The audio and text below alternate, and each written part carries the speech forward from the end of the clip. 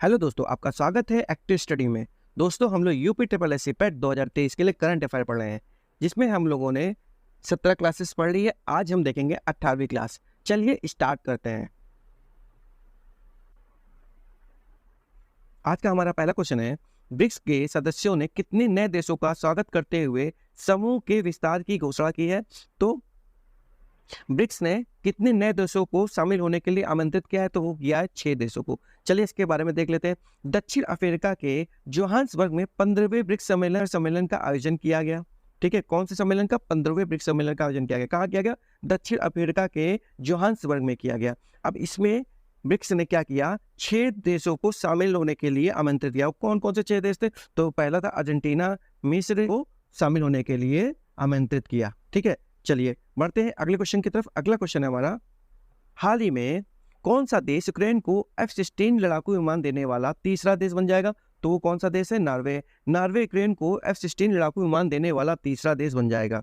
ठीक है, चलिए बढ़ते हैं अगले क्वेश्चन की तरफ। अगला क्वेश्चन है हमारा, स्वच्छ वायु सर्वेक्षण 2023 के 10 लाख से अधिक आबादी कैटेगरी में पहला स्थान किस शहर को मिला है? तो वो मिला है इंदौर को मिला है। ठीक है, किससे मिला है? इंदौर को। अब देखिए, स्वच्छ वायु सर्वेक्षण 2023 किसके द्वारा आयोजित किया जाता है? तो ये किया जाता है केंद्रीय प्रदूषण नियंत्रण बोर्ड के द्वारा आयोजित किया जाता है। ठीक है, इसमें इंदौर को पहला स्थान मिला है। ठीक, चलिए तो पहला स्थान तो इंदौर को मिला है, तो दूसरा किसे मिला है और तीसरा किसे मिला है, ये भी हम देख लेते हैं। तो देखिए, दूसरा स्थान जो है ना, उत्तर प्रदेश के आगरा को मिला है। किसको मिला है? आगरा को मिला है। और तीसरा स्थान किसे मिला है? देखिए, तीसरा स्थान तो महाराष्ट्र के थाने को मिला हुआ है। ठीक है, चलिए बढ़ते हैं अगले क्वेश्चन की तरफ। अगला क्वेश्चन हमारा है, हाल ही में नीरज चोपड़ा ने 88.77 मीटर के थ्रो के साथ कहाँ की ओलंपिक 2024 के लिए क्वालिफाई किया है? तो वो किया है पेरिस ओलंपिक के 2024 के लिए इन्होंने क्वालिफाई किया है। चलिए बढ़ते हैं अगले क्वेश्चन की तरफ। अगला क्वेश्चन है हमारा,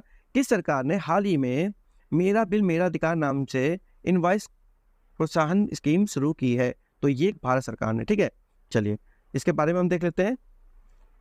ये स्कीम केंद्र सरकार द्वारा लागू की गई है, मेरा बिल मेरा अधिकार। ठीक है, योजना शुरू की है किसने? केंद्र सरकार के द्वारा शुरू की गई है। इसके जरिए क्या होगा? इसके जरिए जीएसटी के तहत क्या होगा? खरीदे गए सामान की जीएसटी इनवॉइस अपलोड करने वाले को क्या मिलेगा? कैश प्राइज जीतने का मौका मिलेगा। ठीक है, अगला क्वेश्चन है हमारा, ओलंपिक चैंपियन नीरज चोपड़ा विश्व एथलेटिक्स चैंपियन में स्वर्ण पदक जीतने वाले कौन से भारतीय बन गए? तो ये पहले भारतीय बन गए हैं। ठीक है, चलिए इनके बारे में देख लेते हैं। विश्व एथलेटिक्स चैंपियनशिप 2023 का 19वां संस्करण हुआ, और ये कहाँ हुआ? हंगरी में हुआ। हंगरी में कहाँ हुआ? बुदापेस्ट में हुआ। बुदापेस्ट क्या है? हंगरी की राजधानी है। ठीक है, तो वहाँ पे विश्व एथलेटिक्स चैंपियनशिप 2023 का 19वां संस्करण आयोजित किया गया था। ठीक है, विश्व एथलेटिक्स चैंपियनशिप में स्वर्ण पदक जीतने वाले ये पहले भारतीय बन गए हैं। ठीक, चलिए बढ़ते हैं अगले क्वेश्चन की तरफ। अगला क्वेश्चन है हमारा, हाल ही में केंद्र सरकार ने वन नेशन वन इलेक्शन पर एक कमेटी का गठन किया, इसका अध्यक्ष किसे बनाया गया? तो इसका अध्यक्ष किसे बनाया गया? तो पूर्व राष्ट्रपति रामनाथ कोविंद जी को बनाया गया। ठीक है, अब देख लेते हैं इसके बारे में। भारत के पूर्व राष्ट्रपति रामनाथ कोविंद के नेतृत्व में एक समिति का गठन किया गया। ठीक है, एक समिति का गठन किया गया। इसका उद्देश्य क्या था? इसका समिति का, तो इसका उद्देश्य था लोकसभा और सभी राज्य विधानसभाओं के चुनावों को एक साथ एक ही दिन और एक विशिष्ट समय सीमा के भीतर कराया जाए।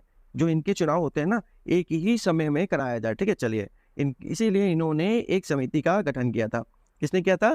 पूर्व राष्ट्रपति रामनाथ कोविंद जी ने। चलिए हमारा अगला क्वेश्चन है, देश के सबसे बड़े, 2 बार हो गया, काट लीजिएगा, स्वदेशी 700 मेगावाट इलेक्ट्रिक काकरा पार परमाणु ऊर्जा संयंत्र की यूनिट 3 पूरी क्षमता के साथ शुरू हो गई है। यह किस राज्य में? तो ये किस राज्य में है? तो गुजरात में है। गुजरात के काकरापार में है। ठीक है, और यहाँ पे 2 भारी जल रिएक्टर का निर्माण किया जा रहा है। ठीक है, चलिए अगला क्वेश्चन है हमारा, मेजर ध्यानचंद की जयंती के रूप में राष्ट्रीय खेल दिवस किस दिन मनाया गया? तो वो मनाया गया 29 अगस्त को मनाया गया। ठीक है, तो राष्ट्रीय खेल दिवस, नेशनल स्पोर्ट्स डे, भारत में हर साल 29 अगस्त को महान हॉकी खिलाड़ी मेजर ध्यानचंद की जयंती को चिन्हित करने के लिए मनाया जाता है। ठीक है, ये पहली बार कब बनाया गया था? तो 19 अगस्त 2012 को पहली बार बनाया गया था। इस बार का बढ़ते अगले क्वेश्चन की तरफ। अगला क्वेश्चन है हमारा, हाल ही में ओलंपिक चैंपियन नीरज चोपड़ा विश्व एथलेटिक्स चैंपियन में कौन सा पदक जीतने वाले पहले भारतीय बन गए? इसका हमने पहले भी बता रखा है, इससे पहले भी क्वेश्चन था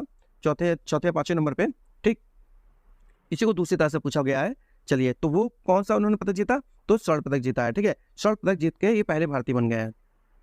भाला फेंक नीरज चोपड़ा ने हंगरी के बुदापेस्ट में वर्ल्ड एथलेटिक्स चैंपियनशिप 2023 में भारत के लिए पहला स्वर्ण पदक जीता इन्होंने। और भाला फेंक स्पर्धा हंगरी के बारे में देख लेते हैं। हंगरी की जो राजधानी है बुदापेस्ट है, वहाँ कौन सी मुद्रा चलती है? यूरो चलती है। ठीक है, चलिए बढ़ते हैं अगले क्वेश्चन की तरफ। अगला क्वेश्चन है हमारा, हाल ही में राष्ट्रीय लघु उद्योग दिवस किस दिन मनाया गया? तो ये मनाया गया 30 अगस्त को मनाया गया। ठीक है, याद रखिएगा 30 अगस्त को मनाया गया। अब देख लेते हैं इसके बारे में। यह दिवस लघु उद्योगों को बढ़ावा देने के लिए और बेरोजगारों को रोजगार देने के अवसर उपलब्ध कराने के उद्देश्य से मनाया जाता है। ठीक है, यह दिवस मनाया जाता है। ठीक है, चलिए बढ़ते हैं अगले क्वेश्चन की तरफ। अगला क्वेश्चन है, किस मंत्री ने देश में 1 साल के भीतर 1000 खेलो इंडिया केंद्र स्थापित किए जाएंगे, ये घोषणा की है? तो ये घोषणा किसने की है? खेल मंत्री अनुराग सिंह ठाकुर ने की है कि 1 साल के भीतर 1000 खेलो इंडिया केंद्र स्थापित किए जाएंगे। चलिए बढ़ते हैं अगले क्वेश्चन की तरफ। अगला क्वेश्चन है हमारा, हाल ही में किसने दुनिया की पहली 100% इथेनॉल ईंधन वाली कार का अनावरण किया है? तो ये किसने किया है? परिवहन मंत्री नितिन गडकरी ने किया है। ठीक है, और कहाँ किया है? दिल्ली में किया है। ठीक है, तो ये जो है ना कार पूरी तरह से इथेनॉल पर चलने वाली दुनिया की पहली कार है। चलिए हमारा अगला क्वेश्चन है, हाल ही में किस राज्य के सबसे लंबे फ्लाईओवर का उद्घाटन किया गया जिसकी लंबाई 2.63 किलोमीटर है? तो ये किस राज्य में है? तो ये असम राज्य में है। ठीक है, अब इसके बारे में देख लेते हैं। 2.63 किलोमीटर लंबे राज्य के सबसे लंबे फ्लाईओवर किया। अब देख लीजिए, ये इन्होंने लॉन्च तो कर दिया। अब ये जो है ना फ्लाईओवर किसको और किसको जोड़ेगा? ये गुवाहाटी में मालीगांव चरियाली, ठीक है, मालीगांव चरियाली को कामाख्या गेट से जोड़ेगा। ठीक है, चलिए अब देख लेते हैं इसको निर्माण करने में कितना खर्चा आया। तो ये कितना आया? 420.75 करोड़ रुपए लगे हैं इसको, इसकी लागत लगी है निर्माण करने में। चलिए अगला क्वेश्चन है हमारा, हाल ही में कहाँ विद्रोही सैनिकों ने अपने राष्ट्रपति अली बोंगो को सत्ता से बेदखल करने का दावा किया है? तो कहाँ किया है? कहाँ के सैनिकों ने किया है? एक गैबोन के सैनिकों ने किया है। ठीक है, अब देख ले, गैबोन के सैन्य अधिकारियों के एक समूह ने शासन व्यवस्था को अपने हाथों में लेने के साथ ही राष्ट्रपति अली बोंगो को गिरफ्तार कर लिया है। और अगर क्यों कर लिया तो ये भी देख लेते हैं। वहां के लोग राष्ट्रपति अली बोंगो के व्यवहार से खुश नहीं थे। ठीक है, वहां पे जब इनको गिरफ्तार किया गया तो वहां के लोग जश्न मनाने निकल गए थे। ठीक है, उनका व्यवहार लोगों के प्रति बिल्कुल सही नहीं था अली बोंगो का, इसलिए उनको वहां की सत्ता से हटा दिया गया। चलिए वो कहाँ के थे? गैबोन के थे। ये इंपॉर्टेंट क्वेश्चन है। ठीक है दोस्तों, अगर वीडियो अच्छी लगी है तो दोस्तों लाइक और शेयर करना ना भूलिए और चैनल को सब्सक्राइब कर लीजिए प्लीज। चलिए मिलते हैं नेक्स्ट वीडियो में। नमस्कार दोस्तों।